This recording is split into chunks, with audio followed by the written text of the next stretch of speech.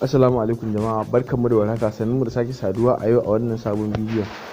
Insha Allah a wannan bidiyon za mu nuna maka yadda za ka yi ka hana mutane su saka a group, saboda za ga wasu suna saka a group din bai yi ma ba, za ga abubuwan da ake a cikin group din bai yi ma ba, to sai ka ga mutum yana so ya fita daga group din ma, kawai ga mutum dai kawai kowa zai iya dauko ka saka a jefa ka a group din da ya ga dama.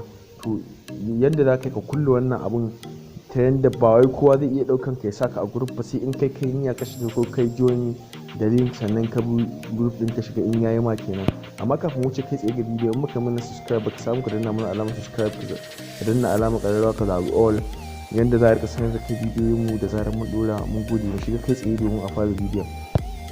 Yau da farko aka fara zuwa ka nemo application ɗinka na WhatsApp, sai ka shige shi kamar haka.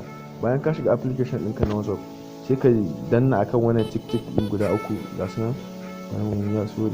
gashi nan tik ɗin nan guda uku, sai ka shiga inda aka rubuta settings ɗin nan, sai ka taba shi kamar haka.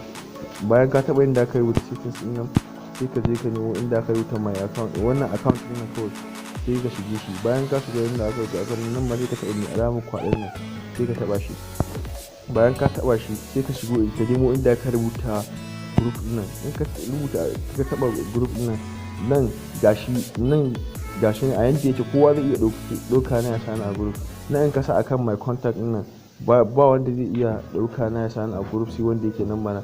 Na kasan nan kuma shine wanda ko mutum bai da number ka zai iya dauke ka ya saka a group din da ya ga dama, ko mutum bai yi saving baka saving din number shi kenan zai iya saka a group din da ya ga dama. Nan kuma my contact din sai wanda kace da number, wanda kai saving din number shi ne zai iya daukar ka ya saka a group din da yake so.